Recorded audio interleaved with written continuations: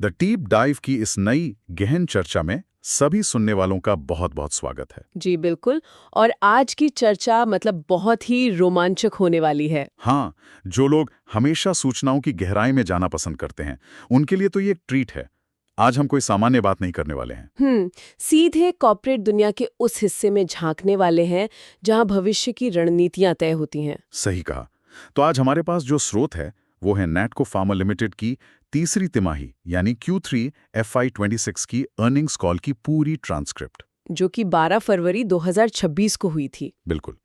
अब सुनने वालों को लग सकता है कि अर्निंग्स कॉल तो सिर्फ वित्तीय आंकड़ों, मुनाफे या फिर कॉर्पोरेट जगत के उन भारी भरकम शब्दों से भरी होती है। जिसे हम जार्गन कहते हैं, बोरिंग लग सकता है लोगों हाँ, को। लेकिन आज का हमारा मिशन यही है कि इन भारी भरकम शब्दों के पीछे छिपी असली कहानी को बाहर निकाला जाए। और वो कहानी बहुत बड़ी है। हम ये डिकोड करेंगे कि कैसे एक फार्मा कंपनी भविष्य की बीमारियों से लड़ने और अपने व्यापार को दुनिया भर में फैलाने की योजना बना रही है। तो चलिए इसे थोड़ा विस्तार से समझते हैं। बिल्कुल। और इस चर्चा का हिस्सा बनना हमेशा एक बेहतरीन अनुभव होता है मेरे लिए। देखिए, जब इस तरह की किसी अर्निंग्स कॉल के ट्रांसक्रिप्ट का विश्लेषण किया जाता है ना, तो अक्सर लोग सिर्फ मुनाफे या घाटे के आंकड़ों पर अटक कर रह जाते हैं। लेकिन नैटको फार्मा का ये डेटा ये सिर्फ कुछ करोड़ रुपयों के मुनाफे की कहानी तक सीमित नहीं है। तो फिर ये क्या है? यह असल में इस बात का एक स्पष्ट ब्लूप्रिंट है कि दुनिया भर के स्वास्थ्य देखभाल क्षेत्र में क्या बड़े बदलाव आने वाले हैं। हेल्थ केयर सेक्टर पूरी तरह बदल रहा है। यानी सिर्फ पुरानी दवाइयां बेचने का बिजनेस नहीं रहा अब ये। एकदम सही। ये ट्रांसक्रिप्ट दिखाती है कि कैसे कंपनियां अब जेनेटिक इंजीनियरिंग जैसी क्रांतिकारी तकनीकों और उभरते हुए बाजारों में एक साथ दांव लगा रही हैं। तो चलिए बिना किसी देरी के सीधे वित्तीय आंकड़ों में उतरते हैं, क्योंकि मतलब Q3 के ये आंकड़े किसी थ्रिलर कहानी से कम नहीं लगे मुझे। थ्रिलर? हाँ, कह सकते हैं। कंपनी का कुल राजस्व जो टोटल रेवेन्यू है, इस तिमाही में 705.4 करोड़ रुपए रहा। जो कि पिछले साल इसी तिमाही में 651.1 करोड़ था। बिल्कुल। और नेट प्रॉफिट 151.3 करोड़ रुपए दर्ज किया गया। लेकिन इन सब के बीच जो सबसे बड़ा आहापल है ना, हाँ, वो रेवेलमेंट वाला हिस्सा। बिल्कुल, सबसे बड़ा सरप्राइज ये है कि इस तिमाही में कंपनी की सबसे बड़ी ब्लॉकबस्टर कैंसर दवा रेवेलिमिड से होने वाली आय लगभग शून्य रही, 0। और फिर भी उन्होंने इतना शानदार प्रदर्शन किया। यही तो, रेवेलिमिड के बिना भी कंपनी ने ग्रोथ दिखाई। फार्मास्यूटिकल उद्योग को जो लोग करीब से जानते हैं, उनके लिए एक बहुत बड़ी घटना है। आमतौर पर जब किसी फार्मा कंपनी की सबसे ज्यादा बिकने वाली दवा का पेटेंट खत्म होता है, जिसे पेटेंट क्लिफ कहते हैं इंडस्ट्री में, हाँ पेटेंट क्लिफ, तो उस समय कंपनी के राजस्व में भारी गिरावट आती है। लेकिन यहाँ रेवेलिमिड का योगदान शून्य हो जाना और फिर भी कुल राजस्व का 700 करोड़ के पार जाना, ये उनके बेस बिजनेस की मजबूती दिखाता है। अभूतपूर्व मजबूती का संकेत है। इसका सीधा मतलब ये है कि ब्राजील, कनाडा और मध्य पूर्व जैसे जो उभरते हुए बाजार हैं, वहां उनकी सहायक कंपनियों ने बहुत तेजी से विकास किया है। मतलब उन्होंने रेवेलमेंट से खाली हुई वो एक बहुत बड़ी जगह पूरी तरह से भर दी। जी। और प्रबंधन ने कॉल में स्पष्ट किया कि वे पिछले 4 सालों से इस बदलाव के लिए तैयारी कर रहे थे। ये रातों रात नहीं हुआ। इसी वित्तीय मजबूती का एक और पहलू उनकी बैलेंस शीट पर नजर आता है। ट्रांसक्रिप्ट पढ़ते हुए मैंने देखा कि कंपनी के पास 2500 करोड़ रुपए का भारी भरकम नेट कैश मौजूद है। 2500 करोड़ बहुत बड़ी रकम है। और आमतौर पर जब किसी कंपनी के पास इतना बड़ा नकद भंडार होता है, तो शेयर बाजार के निवेशकों की पहली मांग क्या होती है? बायबैक। बिल्कुल। निवेशक चाहते हैं कि कंपनी अपने शेयर वापस खरीदें, जिससे शेयरों की कीमत में तुरंत उछाल आए। हाँ, तो कॉल के दौरान जब एक विश्लेषक ने ठीक यही सवाल पूछा, तो सीईओ ने साफ शब्दों में बायबैक से मना कर दिया। और यहाँ जो बात सबसे दिलचस्प है, वो ये है कि प्रबंधन इस नकद को इतने दबाव के बावजूद बचाकर क्यों रख रहा है। कोई खास वजह? सीईओ का विजन बहुत स्पष्ट था। वे इस कैश का इस्तेमाल किसी बहुत बड़े अधिग्रहण यानी एक्विजिशन के लिए करना चाहते हैं। अच्छा। उनका लक्ष्य है कि दक्षिण अफ्रीका की एडकॉक इनग्राम जितना बड़ा या शायद उससे भी बड़ा कोई अधिग्रहण किया जाए। तो ये अधिग्रहण कब तक होने की उम्मीद है? प्रबंधन को उम्मीद है कि 2026 के इसी कैलेंडर वर्ष में वे 1 या 2 बड़े अधिग्रहण पूरे कर लेंगे। और ध्यान देने वाली बात यह है कि अधिग्रहण उभरते बाजारों और ब्रांडेड बिजनेस में होने वाले हैं। लेकिन देखिए, ये रणनीति पारंपरिक भारतीय कॉर्पोरेट सोच से काफी अलग लगती है। ज्यादातर कंपनियां मतलब अपने परिचित घरेलू बाजार में यानी भारत के भीतर ही अधिग्रहण करना पसंद करती हैं। क्योंकि यहाँ उन्हें जोखिम कम महसूस होता है। बिल्कुल। लेकिन नैटको का प्रबंधन इस मामले में बिल्कुल विपरीत दिशा में सोच रहा है। उनका मानना है कि भारत के बाहर, विशेष रूप से जो उभरते बाजार हैं, वहाँ रिटर्न ऑन कैपिटल कहीं ज्यादा बेहतर है। पर उन बाजारों में राजनीतिक अस्थिरता या करेंसी के उतार चढ़ाव का भी तो जोखिम होता है ना। वो जोखिम तो मौजूद है, लेकिन प्रबंधन का तर्क है कि मुनाफे की संभावनाएं और विकास की गति उन जोखिमों की तुलना में कहीं ज्यादा बड़ी है। ये एक बहुत ही आक्रामक ग्लोबल रणनीति है। आक्रामक रणनीति से याद आया, यहाँ कहानी वाकई बहुत दिलचस्प हो जाती है, क्योंकि आक्रामकता सिर्फ वित्तीय अधिग्रहण तक सीमित नहीं है। GLP-1 की बात कर रहे हैं ना? बिल्कुल। अब उस महायुद्ध की बात करते हैं जिसने पूरी दुनिया के फार्मा बाजार में तहलका मचाया हुआ है।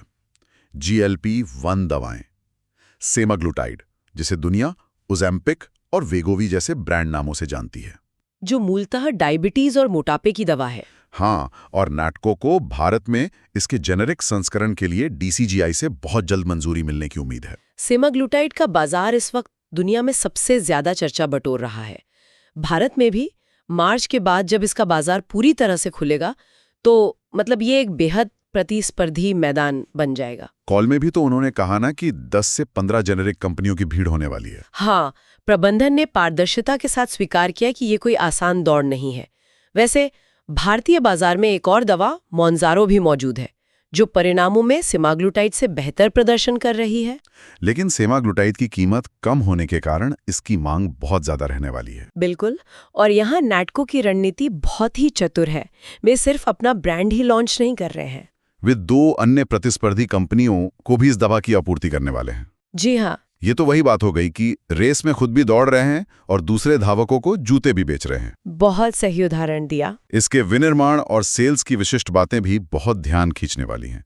ट्रांसक्रिप्ट के अनुसार नेटको इसे वन सोर्स नाम की कंपनी से आउटसोर्स कर रही है, जो इसका फिल फिनिश का काम करेगी। और सुनने वालों के लिए इस फिल फिनिश शब्द को थोड़ा डिकोड करना जरूरी है। हाँ, तो इसका सीधा सा मतलब है दवा के मूल रसायन को सुरक्षित तरीके से उसके अंतिम रूप में यानी पेन या सिरिंज में भरने की जटिल प्रक्रिया। बिल्कुल, और इसे बाजार में बेचने के लिए कंपनी ने 350 से 400 मेडिकल रिप्रेजेंटेटिव्स की एक पूरी फौज मैदान में उतार दी है, जिनका मुख्य लक्ष्य एंडोक्राइनोलॉजिस्ट्स तक पहुंचना होगा। इस पूरी तैयारी का आर्थिक प्रभाव देखना और भी रोमांचक है।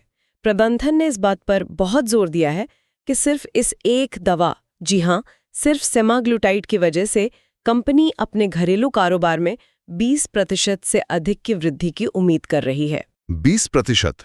वर्तमान में भारत में उनका सालाना कारोबार लगभग 450 से 460 करोड़ रुपए का है। तो सोचिए, एक 450 करोड़ के बेस बिजनेस में सिर्फ एक नई दवा के दम पर 20% का उछाल लाना, ये एक बहुत बड़ा दावा है। ये दिखाता है कि मोटापा और जीवन शैली से जुड़ी बीमारियों का बाजार भारत में कितना विशाल रूप ले चुका है। हाँ, और इसी गंभीर वित्तीय चर्चा के बीच कॉल के दौरान एक बहुत ही हल्का फुल्का पल भी आया, जिसने माहौल को थोड़ा खुशनुमा बना दिया। मुझे वो हिस्सा याद है। एक रिटेल शेयर होल्डर ने मजाकिया अंदाज में प्रबंधन को सुझाव दिया कि कंपनी के पास लगभग 4 लाख रिटेल शेयर होल्डर हैं, तो क्यों ना वार्षिक रिपोर्ट के साथ मोटापे इस दवा का एक डिस्काउंट कूपन भी भेज दिया जाए। और प्रबंधन भी इस पर हंस पड़ा। उन्होंने सहमति जताते हुए कहा कि वे इस दवा को इतने अच्छे डिस्काउंट पर बाजार में उतारेंगे कि सिर्फ शेयरधारक ही नहीं, पूरा समुदाय खुश हो जाएगा। ये वाकया दिखाता है कि इस दवा को लेकर बाजार और आम जनता के बीच कितनी उत्सुकता है। बिल्कुल, लेकिन मोटापे की इस दवा से आगे बढ़कर अगर हम चिकित्सा विज्ञान की एक ऐसी सीमा पर जाएं जो किसी विज्ञान कथा फिल्म जैसी लगती है, तो हमें ई-जेनेसिस पर बात करनी होगी। जी, ये इस पूरी अर्निंग्स कॉल का सबसे दूरदर्शी और क्रांतिकारी हिस्सा है। मैं तो ट्रांसक्रिप्ट पढ़ते हुए हैरान रह गया था। नैटको ने अपनी नई केमिकल एंटिटी पाइपलाइन के तहत ई-जेनेसिस नाम की एक कंपनी में $8 मिलियन का निवेश किया है। और यह निवेश CRISPR-Cas9 नाम की एक जीन एडिटिंग तकनीक में किया गया है। सुनने वालों के लिए समझना बहुत जरूरी है कि ये तकनीक क्या है और एक भारतीय फार्मा कंपनी इसमें इतना बड़ा दांव क्यों लगा रही है। तो अगर हम इसे बड़ी तस्वीर से जोड़ें, आज दुनिया भर में अंग प्रत्यारोपण यानी ऑर्गन ट्रांसप्लांट के लिए अंगों की भयानक कमी है। स्पेन जैसे कुछ अपवादों को छोड़ दें तो। हाँ, स्पेन में मृत्यु के बाद अंगदान का एक बहुत ही सुव्यवस्थित कार्यक्रम है, लेकिन बाकी पूरी दुनिया इस संकट से जूझ रही है। मरीजों को एक स्वस्थ किडनी या लिवर के लिए सालों इंतजार करना पड़ता है। और ईजेनेसिस इसी वैश्विक संकट का समाधान निकाल रही है। वे सूअर के अंगों जैसे किडनी, लिवर और दिल में क्रिस्पर तकनीक के जरिए ऐसे जेनेटिक बदलाव कर रहे हैं जिससे इंसान का इम्यून सिस्टम उन अंगों को बाहरी मानकर खारिज ना करे, रिजेक्ट ना कर दे। ये अवधारणा ही रोंगटे खड़े कर देने वाली है। मतलब ट्रांसक्रिप्ट से जो सबसे हैरान करने वाला तथ्य सामने आया वो ये है कि ये सिर्फ कोई कागजी थ्योरी नहीं है। बिल्कुल नहीं। ईजेनेसिस ने हाल ही में एक इंसान में ऐसी जेनेटिकली मॉडिफाइड सूअर की किडनी का प्रत्यारोपण किया और उस किडनी ने पूरे 6 महीने तक सफलतापूर्वक काम किया। चिकित्सा इतिहास में ये अब तक का सबसे लंबा समय है। एक दूसरा मरीज भी है जिसकी रिकवरी बहुत अच्छी चल रही है। इसीलिए प्रबंधन इसे दशक का विचार या आइडिया ऑफ द डेकेड मान रहा है। प्रबंधन का उत्साह तो समझ में आता है, लेकिन उन्होंने कॉल में बहुत ही स्पष्ट रूप से इसे एक अत्यधिक उच्च जोखिम वाला दांव भी बताया है। हाई रिस्क तो है ही। विज्ञान में कोई भी ट्रायल किसी भी स्तर पर फेल हो सकता है। लेकिन अगर ये सफल होता है, अगर वे 25-30 मरीजों पर यह साबित कर पाते हैं कि ये जेनेटिकली मॉडिफाइड अंग सालों तक इंसान के शरीर में बिना किसी समस्या के काम कर सकते हैं, तो ये चिकित्सा जगत की सबसे बड़ी क्रांति होगी। और शायद इसी भारी जोखिम को संतुलित करने के लिए कंपनी ने अपनी R&D रणनीति में एक बड़ा बदलाव किया है। Research and development? हाँ, कंपनी अपनी बिक्री का लगभग 8% R&D पर खर्च कर रही है, लेकिन अब वो सारा बोझ अकेले नहीं उठाना चाहते। जैसे कि निरापारिब जैसी जटिल जेनेरिक कैंसर दवाओं के मामले में इसके लिए R&D के भारी खर्चों को अब पार्टनर्स के साथ साझा किया जा रहा है। ये एक बहुत ही स्मार्ट वित्तीय कदम है, क्योंकि जटिल जेनेरिक दवाओं के क्लिनिकल ट्रायल में करोड़ों रुपए खर्च होते हैं।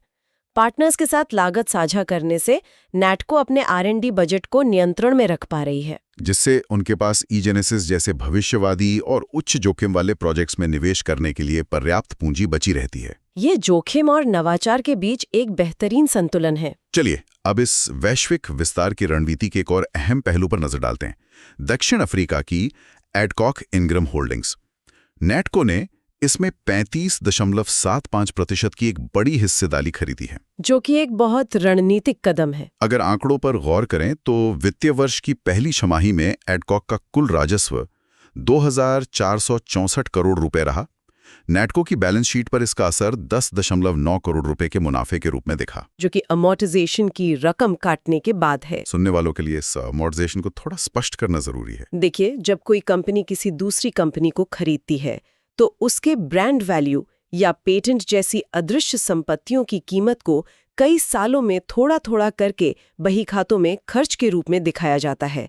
इसे ही अमोर्टाइजेशन कहते हैं। तो नेटको के मामले में ये अमोर्टाइजेशन करीब 10 से 15 करोड़ रुपए सालाना होगा। और इसे काटने के बाद प्रबंधन को उम्मीद है कि भविष्य में एडकॉक से हर तिमाही 35 से 40 करोड़ रुपए का शुद्ध मुनाफा नेटको की बैलेंस शीट में जुड़ेगा। लेकिन मुझे लगता है कि नेटको का अंतिम लक्ष्य सिर्फ ये त्रैमासिक लाभांश नहीं है। असली खेल 18 से 24 महीनों के बाद शुरू होगा। बिल्कुल, जब नेटको की अपनी ऑन्कोलॉजी, HIV और GLP पाइपलाइन की दवाइयां दक्षिण अफ्रीका के बाजार में रजिस्टर होना शुरू होंगी। यानी एडकॉक का इस्तेमाल सिर्फ एक वित्तीय निवेश के रूप में नहीं, बल्कि पूरे अफ्रीकी महाद्वीप में नेटको के अपने प्रोडक्ट्स को स्थापित करने के लिए एक लॉन्च पैड के रूप में किया जा रहा है। एक बड़ा बाजार खुल रहा है उनके लिए, और ऑपरेशंस के मोर्चे पर भी कंपनी लगातार खुद को सुव्यवस्थित कर रही है। हाँ, कॉल में ये अपडेट दिया गया कि कंपनी का क्रॉप हेल्थ साइंसेज विंग, जो कृषि क्षेत्र से जुड़ा है, वो अक्टूबर या नवंबर 2026 तक अलग होने की प्रक्रिया में है। ये जो डीमर्जर है, ये कदम कंपनी को अपने मुख्य फार्मा बिजनेस पर और अधिक ध्यान केंद्रित करने में मदद करेगा। अमेरिकी बाजार को लेकर भी कुछ बहुत ही तेज और महत्वपूर्ण अपडेट्स कॉल में साझा किए गए। एडाफिटनिब नाम पारा-4 नाम की एक दवा का पहला जेनेरिक अप्रूवल नेटको को मिल गया है। यह $60 मिलियन का बाजार है। अब यह पारा-4 क्या होता है? इसे अगर सरल भाषा में समझें तो यह एक ऐसा कानूनी रास्ता है जहां जेनेरिक कंपनियां किसी दवा के खत्म होने वाले पेटेंट को चुनौती देती हैं, ताकि वे अपना सस्ता वर्जन बाजार में सबसे पहले उतार सकें। इसके साथ ही अगले वित्तीय वर्ष में अमेरिका में एक बहुत बड़ा shared first to file launch भी होने वाला है। ये फर्स्ट टू फाइल या FTF फार्मा इंडस्ट्री का एक बहुत बड़ा शब्द है। इसका मतलब क्या है? इसका मतलब है कि जिस कंपनी ने सबसे पहले जेनेरिक वर्जन के लिए आवेदन किया है, उसे बाजार में 180 दिनों तक बिना किसी अन्य जेनेरिक प्रतिस्पर्धा के अपनी दवा बेचने का विशेष अधिकार मिलता है। एक्सक्लूसिविटी मिल जाती है। बिल्कुल। और शेयर्ड का मतलब है कि नेटको ये 180 दिन का सुनहरा मौका किसी और कंपनी के साथ साझा कर रही है। अमेरिका जैसे विशाल बाजार में ये 180 दिन का समय करोड़ों डॉलर का मुनाफा लेकर आता है। लेकिन अमेरिका के बाजार में ये सब मुनाफा तभी संभव है जब अमेरिकी खाद्य एवं औषधि प्रशासन यानी यूएस एफडीए की मंजूरी हो। जी, किसी भी फार्मा कंपनी के निवेशकों की सांसें एफडीए के प्लांट इंस्पेक्शन पर अटकी रहती हैं। और यहाँ नैटको के लिए बहुत राहत की खबर है। ट्रांसक्रिप्ट के मुताबिक उनके 4 में से 3 प्लांट्स की जांच पूरी हो चुकी है। कोथूर प्लांट से वार्निंग लेटर हट गया है, जो कि एक बहुत बड़ी जीत है उनके लिए। मैकागुडा प्लांट को पूरी तरह से क्लियरेंस मिल गई है। चेन्नई प्लांट में हाल ही में जांच हुई थी और प्रबंधन को वहां भी क्लियरेंस की पूरी उम्मीद है, क्योंकि जांचकर्ताओं की टिप्पणियां केवल प्रक्रियात्मक थीं। मतलब कोई बड़ी खामी नहीं पाई गई। अब सिर्फ विसाग प्लांट की जांच लंबित है, जो जल्द ही होने की उम्मीद है। कुल मिलाकर ये विनिर्माण और गुणवत्ता नियंत्रण के मोर्चे पर कंपनी की मजबूत स्थिति को दर्शाता है। तो अब अगर हम इन सारी बातों को एक साथ रखें, हाँ, तो इस सब का क्या मतलब है? इतने सारे वित्तीय आंकड़े, नई दवाइयों के नाम, अमेरिका से लेकर दक्षिण अफ्रीका तक का विस्तार और सूअर के अंगों के प्रत्यारोपण की भविष्यवादी बातें, इन सबको अगर एक साथ देखा जाए तो निष्कर्ष क्या निकलता है? सुनने वालों के लिए इसका सीधा सा सारांश ये है कि बिना अपनी सबसे बड़ी और सफल दवा यानी रेवलिमिड के नेटको फार्मा ने वित्तीय वर्ष 2026 के लिए 4,200 से 4,300 करोड़ रुपए के कुल राजस्वों का लक्ष्य रखा है। और 1,280 से 1,300 करोड़ रुपए के शानदार लक्ष्य। ये एक ऐसी कंपनी की कहानी है जो कभी किसी एक दवा पर बहुत अधिक निर्भर थी, लेकिन आज उसने खुद को पूरी तरह से बदल लिया है। इस पूरी चर्चा से जो सबसे बड़ा संदेश मिलता है वो ये है कि भारतीय फार्मा उद्योग अब अपने पुराने स्वरूप से बहुत आगे निकल चुका है। हाँ। एक समय था जब इन कंपनियों की पहचान केवल पुरानी एक्सपायर हो चुकी दवाओं की सस्ती कॉपी बनाने तक सीमित थी, लेकिन ये ट्रांसक्रिप्ट इस बात का जीता जागता सबूत है कि अब वे सिर्फ नकल नहीं कर रही हैं। वे जेनेटिक इंजीनियरिंग जैसी अत्याधुनिक तकनीकों में निवेश कर रही हैं। वे दुनिया के सबसे बड़े स्वास्थ्य संकटों, चाहे वो मोटापा हो या अंगों की कमी के, सीधे और आक्रामक समाधान खोज रही हैं और वे उभरते हुए वैश्विक बाजारों में नेतृत्व करने के लिए तैयार हैं। ये सचमुच एक नई युग की शुरुआत है। लेकिन इस गहरी चर्चा को समाप्त करने से पहले मैं चाहूंगा कि आज के इस पूरे विश्लेषण से जुड़ा एक ऐसा विचार सामने रखा जाए जो सीधे तौर पर इन आंकड़ों में तो नहीं है, लेकिन इसका दूरगामी प्रभाव बहुत बड़ा हो सकता है। बिल्कुल। सोचने वाली बात यह है, अगर ई-जेनेसिस जैसी जेनेटिक तकनीकें सच में सफल हो जाती हैं और पूरी तरह से मुख्य धारा में आ जाती हैं, तो क्या आने वाले दशकों में फार्मास्यूटिकल कंपनियों की परिभाषा ही पूरी तरह से नहीं बदल जाएगी? मतलब उनका पूरा बिजनेस मॉडल ही बदल जाएगा? हाँ, आज फार्मा कंपनियों का मतलब है ऐसी फैक्ट्रियां जहां रसायनों को मिलाकर पाउडर या गोलियां बनाई जाती हैं। लेकिन क्या ऐसा वक्त आएगा जब ये कंपनियां गोलियां बनाने के बजाय सीधे इंसानों के लिए नए अंग मैन्युफैक्चर कर रही होंगी? Organ manufacturing. क्या भविष्य का सबसे बड़ा और सबसे अहम स्वास्थ्य बाजार इन रासायनिक दवाओं का नहीं, बल्कि बायोलॉजिकल फैक्ट्रियों में तैयार किए गए इन नए अंगों का होगा? ये एक ऐसा विचार है जो केवल व्यापार के मॉडल को नहीं, बल्कि जीवन और चिकित्सा विज्ञान की पूरी नींव को फिर से परिवर्तित कर सकता है। ये सवाल वाकई सोचने पर मजबूर कर देने वाला है। क्या हम गोलियों के युग से निकलकर सीधे अंगों की मैन्युफैक्चरिंग के युग की दहलीज पर खड़े हैं? ये एक ऐसा पहलू है जिस पर और अधिक शोध और विचार करने की आवश्यकता है। जी। चिकित्सा विज्ञान और व्यापार के इस अभूतपूर्व संगम के साथ आज की गहन चर्चा यहीं समाप्त होती है। नई जानकारियों, गहरे विश्लेषण और ऐसे ही अनछुए पहलुओं के साथ भविष्य में फिर मुलाकात होगी। तब तक के लिए विज्ञान और दुनिया में हो रहे इन बदलावों के प्रति जिज्ञासा बनी रहनी चाहिए और नई चीजें सीखने का सिलसिला जारी रहना चाहिए। अलविदा। अलविदा।